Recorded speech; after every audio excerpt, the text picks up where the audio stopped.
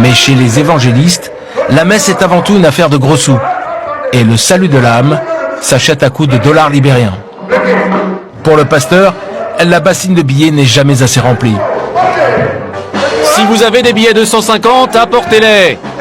Si vous avez des billets de 100, apportez-les aussi. Je prends tout.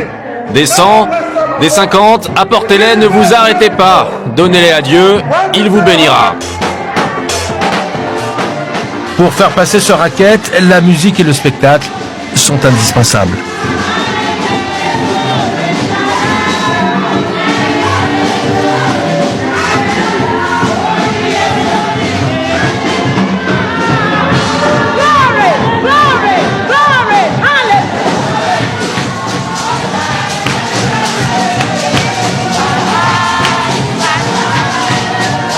Ces pasteurs ont toutes les raisons d'être ravis.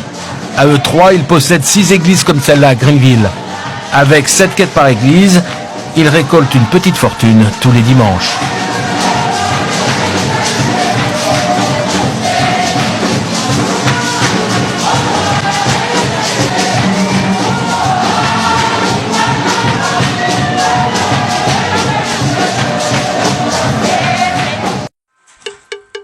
E sa ou vle m'bliye ya? C'est ça. M'pat moun m'te bête. Et pour m'te travail pour blanc, l'en travail pour oh, quête. Et ça ou vle m'bliye ya? L'en travail pour blanc. C'est les ça. Moi c'est petit bon Dieu. Vous avez quitté récompense li pour moi. C'est ça que t'as fait grand-papa mieux. Et yo vle m'bliye ya? Yo vle m'bliye kote raso, kote rat ap manje pour moun. Pi m'nan chen. Yo bat mwen le yo vle. L'el fait fredi yo voye de l'eau sous moi. L'el fait chaud bam chalet di fe. C'est ça yo vle m'bliye ya? Yo vle m'bliye jan pran ti moun yo nan figim. Pour maltraiter yo. Hein? C'est ça.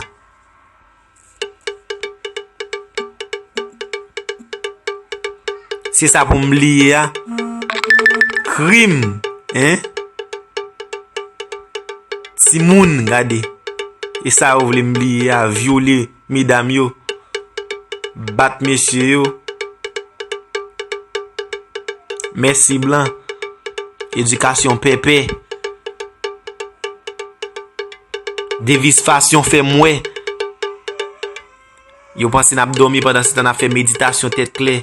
Y a caressé mesdames yo nan figi Mario. Ou pas ka di rien. Ou pas gen loi pour parler. C'est ça ou vle m'bliye ya. Et malgré accepter tout ça ou fait nous. Forcer de manger, l'en pas ka manger al tout cri. Yo raché dans nous. Hein? Forcer fourrer maï dans bouche nous. Forcer. Et ça ou vle pour nous oublier ya. Je dis c'est eux même qui portent l'évangile ba nous. C'est même eux même qui portent protestant ba nous. C'est eux même qui dit nous c'est diable. Les nous on toujours tête à tête. Diviser nous. Mettez nous devant des et ça ou vle nous oublier ya. Même bête, yo actuellement la pas traité comme ça. Les ou ban manger gade. Mais mes amis, on ti pitié. Ba non chance. Après esclavage, nous pas gen idée revanche. Non. Nous besoin de juste une liberté. Pour nous entendre nous encore. Mais nous rêve pas malgré 40 ans. Misère, bâton, traiter pi mal que bête, m'pa dit tant coup bête. C'est quitter nous jan nou ya là. C'est mettre division dans nous même, ba chaque nèg gen ton zam nan mais pour une bataille. Pour nous éducation devant des et ça ou vle nous oublier ya. Yo ba nous livre kebe nan men nous. Yo même yo gen la science. Et ça ou vle nous oublier ya.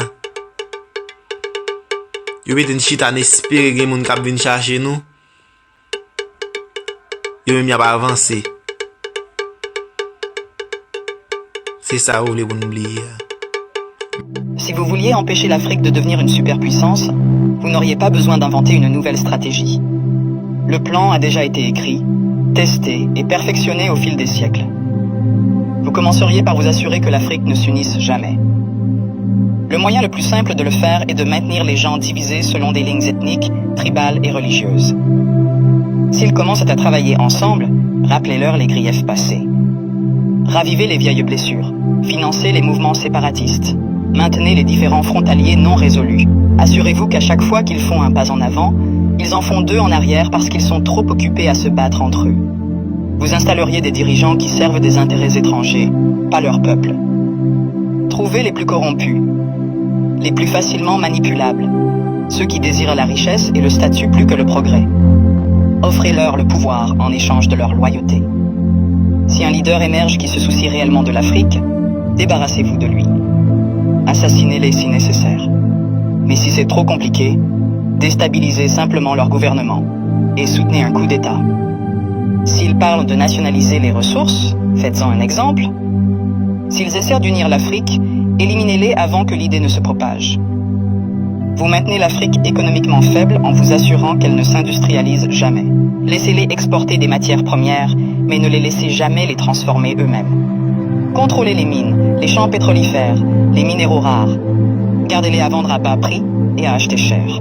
Si un pays essaie de se libérer et de construire ses propres industries, sabotez-le. Imposez des sanctions, déstabilisez sa monnaie.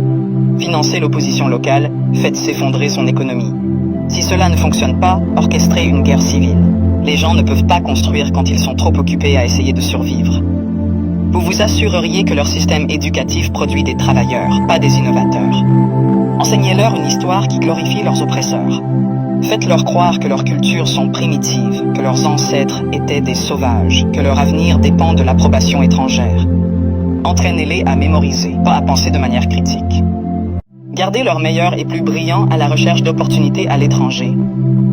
Faites-leur rêver de quitter l'Afrique plutôt que de la réparer. Offrez des bourses qui emmènent leurs esprits les plus brillants vers l'Occident et ne les encouragez jamais à revenir. Laissez le continent continuer à former des médecins et des ingénieurs seulement pour qu'ils aillent enrichir d'autres nations. Vous contrôleriez leurs récits. Possédez leurs médias, contrôlez leurs histoires, dictez leur image au monde. Faites-leur croire qu'ils sont corrompus, sans espoir, éternellement en crise. Inondez leurs écrans de pornographie de la pauvreté et de zones de guerre. Montrez-leur des publicités caritatives qui leur font croire qu'ils sont impuissants, sans l'aide étrangère. Minimisez leur réussite. Transformez leur victoire en incidents isolés. Si un pays africain développe une innovation révolutionnaire, attribuez le mérite à un investisseur étranger. Si un dirigeant africain met en œuvre une politique réussie, présentez-la comme une anomalie plutôt qu'une preuve de compétence. Vous vous assureriez qu'ils restent dépendants, les noyer dans la dette. Offrir des prêts avec des conditions impossibles. Les forcer à tout privatiser pour que des entreprises étrangères possèdent leur eau, leur électricité, leurs terres. Lorsqu'ils luttent, leur donner juste assez d'aide pour les maintenir en vie, mais jamais assez pour les rendre autonomes. Utiliser des œuvres de charité pour créer une culture de dépendance plutôt que de résilience. Les faire penser que l'intervention étrangère est nécessaire, qu'ils ne peuvent pas résoudre leurs propres problèmes, qu'ils ont toujours besoin d'aide de l'extérieur. Toutes les religions sont fausses. Aucune religion ne permet, ni ne permettra, à un humain de rencontrer Dieu. Déjà, de un, parce que Dieu, tel que vous l'imaginez, n'existe pas. Et quand je dis que Dieu n'existe pas, je parle de ce Dieu qui sait tout, décide de tout, contrôle tout. Ce Dieu qui punit, récompense, maudit, bénit, envoie les uns en enfer et les autres au paradis. Ce Dieu-là est une invention humaine. On a pris l'inconnu, le mystère de l'existence, et on l'a enfermé dans un livre, dans des règles, des dogmes, des jugements et des hiérarchies. Mais Dieu, le vrai, ce n'est pas une personne. C'est un état de conscience. Neville Goddard disait « Dieu est en toi, sous la forme de ta conscience créatrice ». Alors, quand vous dites « J'ai vu des miracles dans ma vie », j'ai prié, Dieu m'a répondu. J'ai vu Dieu en rêve, dans mes signes, dans mon sommeil. Écoutez-moi bien. Vous n'avez pas vu Dieu. Vous avez vu l'effet de votre propre pouvoir créateur. Vous avez vu votre réalité intérieure, prendre forme dans le visible. Ce que vous appelez miracle, c'est la loi de l'esprit en action. C'est votre foi, vos émotions, votre visualisation qui ont activé le champ quantique autour de vous. Joe Dispenza disait, quand tu pries avec foi, quand tu visualises avec intensité, tu changes la chimie de ton corps, tu modifies ton champ électromagnétique et tu communiques avec l'intelligence universelle. Mais cette intelligence, elle n'est pas à l'extérieur, elle est en toi. Elle est toi. Ne me comprends pas mal, un égrégore peut répondre à une prière. Tous les dieux des religions sont en réalité des égrégores. Tu ne sais pas comment elles fonctionnent. Tu ignores les lois qui les régissent. Et tu ne connaîtras jamais vraiment la contrepartie de ce que tu leur donnes quand tu t'y adresses. Tu ouvres des portes dont tu ne connais pas le prix. Il vaut parfois mieux être athée que de rester prisonnier d'une croyance illusoire. Parce que l'athée, lui, s'appuie, sans le savoir, sur sa propre magie intérieure. Il croit en lui, il agit. Il se sent responsable de ce qui l'attire ou repousse. Il est déjà, sans le savoir, plus connecté que bien des croyants. Ce que la vie veut que tu comprennes, c'est que ce que tu as appelé Dieu, depuis toujours, était déjà à l'intérieur de toi. C'est ta propre conscience, ta vibration, ta création. C'est toi qui attire, qui bloque, qui propulse. Ce n'est pas un jugement. Ce n'est pas un appel à quitter ta religion. C'est une invitation à comprendre que tant que tu donneras plus de pouvoir à une force extérieure qu'à ta propre lumière intérieure, tu passeras à côté de ta vraie divinité. Ce message n'est pas pour tout le monde. Il est pour ceux qui sont prêts à passer à réaliser le divin en eux. Les autres, priez et adorez votre Dieu. Vous aurez toute l'existence pour vous réaliser car nous sommes éternels. Paix et bénédiction. Si j'étais une chrétienne, c'est le diable que je suivrais, pas le Dieu décrit dans ce dogme. Pourquoi ? Parce que dans toute la Bible, jamais le diable n'a tué quelqu'un. Pas une seule fois. Il tente, il ment, il accuse, certes. Mais tuer, jamais. Par contre, le Dieu de ce livre, c'est lui qui a noyé l'humanité entière dans un déluge. C'est lui qui a brûlé vivantes les villes de Sodome et Gomorrhe. C'est lui qui a tué tous les premiers-nés d'Égypte, y compris des enfants endormis. C'est lui qui a demandé à son peuple d'égorger des femmes, des enfants, des vieillards, des nourrissons et même des animaux. C'est lui qui a ouvert la terre pour qu'elle engloutisse des familles entières. C'est lui qui a transformé une femme en statue de sel pour avoir regardé derrière elle. C'est lui qui a envoyé des ours déchiqueter 42 enfants pour avoir ri d'un prophète chauve. C'est lui qui a exterminé des peuples entiers au nom de sa justice. C'est lui qui a ordonné à son peuple de ne laisser aucune âme vivante. C'est lui qui punit, qui frappe, qui détruit. Et pourtant, c'est le diable qu'on accuse. Ce Dieu-là est la définition même de la dissonance cognitive. Il dit « Je suis amour », mais il tue. Il dit « Je suis lumière », mais il plonge des peuples entiers dans les ténèbres. Il dit « Je suis miséricorde », mais il punit pour l'éternité. La dissonance cognitive, c'est ce conflit intérieur quand tes croyances ne s'accordent pas avec la réalité. Tu crois en un Dieu bon, mais tu lis qu'il ordonne des massacres, des génocides, des malédictions. Alors tu justifies, tu excuses, tu t'adaptes. Mais ton cœur le sait. L'amour ne tue pas, l'amour n'humilie pas, l'amour ne demande pas la peur. Est-ce que tu as un enfant ? Est-ce que tu peux imaginer ton enfant faire le pire ? Mentir, voler, même tuer quelqu'un ?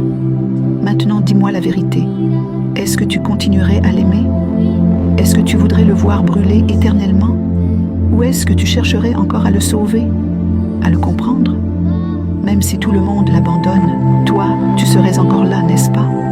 Parce que l'amour d'une mère, d'un père est parfois inconditionnel, pas parfait, mais fidèle, pas aveugle, mais toujours présent. Alors comment peut-on appeler amour divin ? Un amour qui te menace de l'enfer si tu désobéis. Un amour qui te juge, qui te condamne, qui te détruit si tu ne marches pas droit. Mais tu sais quoi ? Ne quitte pas ta religion. Parfois c'est un passage obligé pour s'éveiller vraiment. Regarde autour de toi. La plupart des éveillés d'aujourd'hui ont grandi dans une foi, une religion. Ils ont traversé l'enfer, des croyances rigides, pour découvrir plus tard le paradis de leur propre pouvoir. Alors, reste ancré dans ta religion. Lis ton livre sacré, note chaque point, chaque contradiction. Ne te sens pas... On croit souvent que spiritualité et religion sont la même chose. Mais si je te disais que ce sont deux chemins très différents, que l'un endort pendant que l'autre éveille, voici la réponse profonde qu'un sage a donnée quand on lui a demandé de différencier la religion de la spiritualité. La religion n'est pas unique, il y en a beaucoup. La spiritualité est une. La religion est pour ceux qui dorment. La spiritualité est pour ceux qui sont éveillés. La religion impose des règles faites par des hommes. La spiritualité invite à écouter sa voix intérieure. La religion menace, effraie et culpabilise. La spiritualité enseigne la paix, la responsabilité et l'apprentissage à travers chaque erreur. La religion parle d'un Dieu lointain. La spiritualité révèle Dieu en toutes choses et en toi-même. La religion nourrit la peur et l'ego. La spiritualité nourrit la confiance, la foi et la transcendance. La religion vit dans les rituels, le passé et les promesses de l'après-mort. La spiritualité vit dans la conscience du présent et la réalisation du divin, ici et maintenant. Car nous ne sommes pas de simples êtres humains cherchant à vivre une expérience spirituelle. Nous sommes des êtres spirituels, vivant une expérience humaine. Quotidien sur le spirituel. Chaque jour, choisis d'éveiller ta conscience plutôt que de suivre les dogmes aveuglément. La vérité n'est pas imposée de l'extérieur. Elle se révèle, doucement, à l'intérieur de toi.